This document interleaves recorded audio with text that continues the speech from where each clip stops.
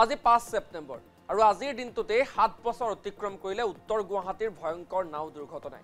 2018 চনৰ 5 ছেপ্টেম্বৰৰ দিনটোত সংঘটিত হৈছিল ভয়ংকৰ নাও দুৰ্ঘটনাটো 40 গৰাকী যাত্ৰী কঢ়িয়াই গুৱাহাটীৰ পৰা উত্তৰ গুৱাহাটীলৈ যাত্ৰা কৰিছিল ফেৰীখনে আৰু ফেৰীখনে এইদৰে জাইকাৰ প্ৰকল্পত খুনা মাৰিছিল ফলত তিনিটা খণ্ডত খণ্ডিত হৈ পৰিছিল ফেৰীখন আৰু তাৰে 3 গৰাকী যাত্ৰী নিহত হোৱাৰ বিপৰীতে আজিও কিন্তু সন্ধান নোলাল আন এজনৰ কটনৰ দুগৰাকী বান্ধৱী ছাত্ৰী অংকিতা বৰুৱা আৰু ডিম্পী বৰুৱাৰ মৃত্যু হৈছিল ৰাহুল আলী নামৰ এজন লোকৰ মৃত্যু হৈছিল এই ভয়ংকৰ নাও দুৰ্ঘটনা কিন্তু আজিও সন্ধান নাই কমল ৰাজক উৰফে কমল দাস নামৰ লোকজনৰ আৰু এই নিহতসকলৰ স্মৃতিত স্মৃতি সৌধ নিৰ্মাণৰ দাবী উত্থাপন কৰিছে দল সংগঠনে আমি ফটোগ্ৰাফ দেখুৱাইছো 7 বছৰ অতিক্ৰম কৰিছে উত্তৰ গুৱাহাটীৰ এই নাও দুৰ্ঘটনাই আৰু নাও দুৰ্ঘটনাৰ 7 বছৰ অতিক্ৰম কৰাৰ পিছতো কিন্তু আজি পৰ্যন্ত সন্ধান নোলাল এজন লোকৰ আৰু এই সকলৰ স্মৃতিত স্মৃতি সৌধ নিৰ্মাণৰ দাবী উত্থাপন কৰিছে বীৰ লাচিত সেনাকে ধৰি কেইবাটাও দল সংগঠনে আৰু এই সন্দৰ্ভত আমাৰ সতীৰ্থ মধু মাধৱ দাসৰ এটা প্ৰতিবেদন আগবঢ়াইছো 2018 চনৰ 5 ছেপ্টেম্বৰৰ দিনটো আছিল উত্তৰ গুৱাহাটীবাসীৰ বাবে এটা অভিশপ্ত দিন আৰু আজিও এই 5 ছেপ্টেম্বৰৰ দিনটোত মই বৰ্তমান উপস্থিত আছো উত্তৰ গুৱাহাটীৰ অশ্বক্লান্তা দেৱালয়ৰ বাকৰিত আৰু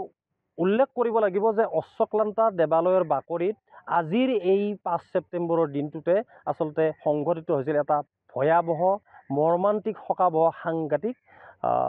নাও দুৰ্ঘটনা আৰু এই নাও দুৰ্ঘটনাত 4 গৰাকী লোক আসলতে নিৰুদ্দেশ হৈছিল তাৰ পিছত পৰৱৰ্তী সময়ত জিলা প্ৰশাসন আৰু স্থানীয় ৰাইজ NDRF SDRFৰ উদ্ধাৰ অভিযানত 3 গৰাকী লোকৰ মৃতদেহ উদ্ধাৰ হৈছিল কিন্তু তাৰ মাজতে এজন লোকৰ আজিও আসলতে এই স্থানত মৃতদেহ উদ্ধাৰ নহল আৰু তাৰ পিছতে দুখ লগা কথা এইটোৱে যে এই যে নাও দুৰ্ঘটনা এই নাও দুৰ্ঘটনাত এই 5 ছেপ্টেম্বৰৰ দিনটোত আমি আজি আসলতে সেই সকল নিহত আত্মাৰ সদ্গতিৰ স্বাৰ্থত তেখেতৰ শান্তিৰ স্বাৰ্থত আমি আসলতে এই মুহূৰ্তত এখন প্ৰতিবেদন যুগুত কৰিব বিচাৰিছোঁ আমি উপস্থিত আছোঁ অশ্বক্লান্তা দেৱালয়ৰ বাকৰিত যি স্থানত আসলতে দুৰ্ঘটনা সংঘটিত হৈছিল সেয়া মোৰ সহযোগীৰ জৰিয়তে মই দেখুৱাইছোঁ এয়া হৈছে পানীৰ মাজত ব্ৰহ্মপুত্ৰৰ পানীৰ মাজত এখন সৰু পাহাৰৰ নিচিনা দেখিছে আপোনালোকে সেইখন হৈছে আৰ পৰ্বত বুলি কোৱা হয় এই আৰ পৰ্বত আৰু এই যে জাইকা পানীৰ প্ৰকল্পটো আছে পানী যোগান প্ৰকল্পটো এইখিনিতে আসলতে সেই দুৰ্ঘটনাটো সংঘটিত হৈছিল আৰু যিখন অভিশপ্ত নাও আছিল সেই নাওখন গুৱাহাটীৰ ফালৰ পৰা ফেঞ্চি বজাৰৰ ফালৰ পৰা উত্তৰ গুৱাহাটীৰ মধ্যম খণ্ড ঘাটলৈকে আহি আছিল আৰু মধ্যম খণ্ড ঘাট পাবলৈকে মাত্ৰ কিছু দূৰ থকা সময়তে আসলতে নাওখনৰ ইঞ্জিন বিকল হৈ পৰিছিল আৰু ইঞ্জিন বিকল হোৱাৰ পিছত সেই নাওখন পানীৰ হতত নিয়ন্ত্ৰণ হেৰুৱাই আসলতে নামনিৰ দিশে উটি আহিছিল আৰু উটি আহি এই যে অভিশপ্ত কালিকা লগা স্থান এই কালিকা লগা স্থানতে আসলতে 4জনকৈ লোক আসলতে সন্ধানহীন হৈ পৰিছিল সেই সময়ত আৰু নাওখন দুৰ্ঘটনা ঘটাৰ লগে লগে আসলতে যাত্ৰীসকলৰ মাজত হোৱা দোৱা লাগিছিল নাওখনত কেইবাখনো দুচকীয়া বাহন পৰ্যন্ত আছিল আৰু যিসকল যাত্ৰীয়ে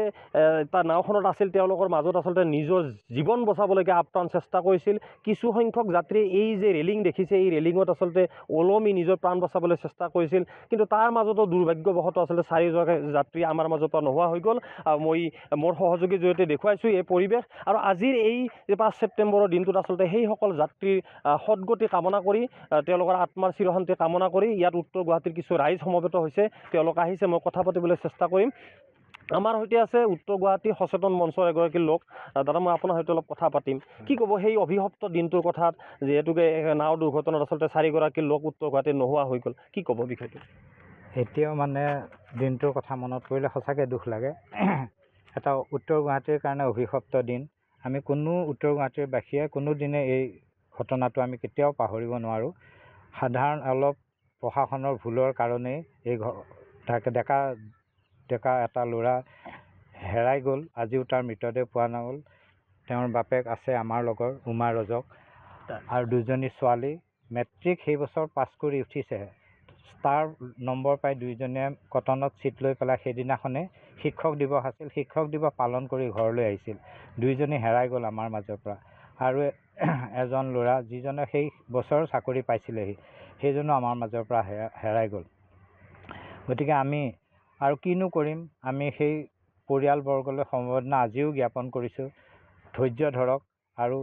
আত্মাৰ চিৰশান্তিৰ কাৰণে প্ৰাৰ্থনা কৰিছোঁ। আমি উত্তৰ গুৱাহাটীৰ ৰাইজে বিচাৰিছোঁ কোনো দিনেই যাতে আমাৰ মাজত আৰু এনেকুৱা দুৰ্ঘটনা হয়, আমাৰ মাজৰ পৰা কোনো যাতে হেৰাই নাযায়। এইখিনিতে আপোনালোকৰ হেৰিৰ জৰিয়তে আমি এটা কথা কওঁ,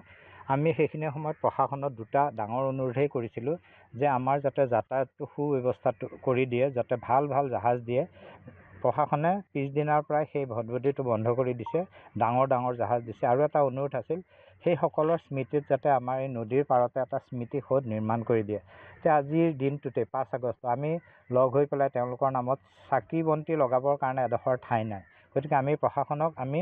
লিখিতভাৱে দিছিলোঁ, অনুৰোধ কৰিছিলোঁ। সেইখিনি সময়ত আমাৰ যিজন জিলা উপায়ুক্ত আছে তেখেতকো কৈছিলোঁ, পৰৱৰ্তী সময়ত যিজন আছিল তেখেতসকলেও কৈছে। গতিকে কামটো হৈ নুঠিল। আপোনালোকৰ থ্ৰুৰে আমি এতিয়াও প্ৰশাসনক অনুৰোধ কৰোঁ সেই কামটো যাতে, বৰ ডাঙৰ কাম নহয়, একদম সাধাৰণ কাম এটা, প্ৰশাসনৰ কাৰণে সাধাৰণ কাম, আমাৰ কাৰণে বহুত ডাঙৰ কাম। গতিকে অনুৰোধ কৰিছোঁ যাতে সেই কামটো কৰি দিয়ে, তেওঁলোকৰ নামত যাতে এটা স্মৃতি সৌধ ইয়াতে নিৰ্মাণ কৰি দিয়ে। নিশ্চয় উত্তৰ গুৱাহাটী ৰাইজে সেইসকল নিহতৰ স্মৃতিত তেওঁলোকে এটা স্মৃতি সৌধ বিচাৰিছে। তাৰ বাবে জিলা আয়ুক্তক অৱগত কৰা হৈছিল, তদানীন্তন জিলা আয়ুক্তক। আৰু তাৰপিছতো পৰ্যায়ক্ৰমে তেওঁলোকে আশা কৰি আছে এতিয়ালৈকে যে এটা স্মৃতি সৌধ নিৰ্মাণ হ'ব। এয়া যদি সম্ভৱ হয়, এই স্থানীয় বিধায়ক মুখ্যমন্ত্ৰী মহোদয় ডক্টৰ হিমন্ত বিশ্ব শৰ্মাই সেয়া আগভাগ ল'ব। মই আপোনাৰ সৈতে কথা পাতিম অকণমান। দুখ লগা কথা, এই 5 ছেপ্টেম্বৰৰ দিনটোতে আপোনাৰ ঘৰখনলৈকে কাল অমানিশা নামি আহিছিল। আপোনাৰ পুত্ৰ কমল দাস তেওঁ আজিও আমাৰ মাজত নাই। এই অভিশপ্ত নাওখনত তেওঁ যাত্ৰী হিচাপে আছিল, নোহোৱা হৈ গ'ল। আজি কি ক'ব আপুনি? মইনো কি ক'ম, অতি দুখিত মোৰ পৰিয়ালটো। আজিও তাক বিচাৰি আছোঁ যে কেনেকৈ আহে সি ঘূৰি। তাৰ কাৰণে আমি সকলোৱে বাট চাই আছোঁ, ভগৱানৰ ওচৰত প্ৰাৰ্থনা জনাইছোঁ। সেইখিনিয়ে মই কওঁ। আৰু যিকেইজন তেওঁলোক প্ৰাৰ্থনা জনাইছোঁ ভালে আছে পৰিয়ালটো, সেইখিনি বেছিকৈ নকওঁ। কি ক'ব দাদা? মই শৈলেন বৰদলৈ, আমি সচেতন মঞ্চত তেতিয়াৰ পৰাই জড়িত হৈ আছোঁ। আৰু অহাকালি আজি তাৰমানে আমাৰ 7 বছৰ হ'ল। আমাৰ এটাই দাবী, আমি যাতে এটা স্মৃতি সৌধ নিৰ্মাণ কৰি দিলে আমি অন্ততঃ সেই প্ৰতি বছৰেই 5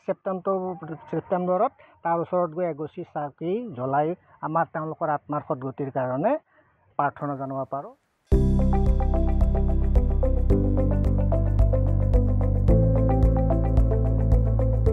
NB নিউজ, সহজ সৰল ভাষাত নৱভাৰতৰ কথা।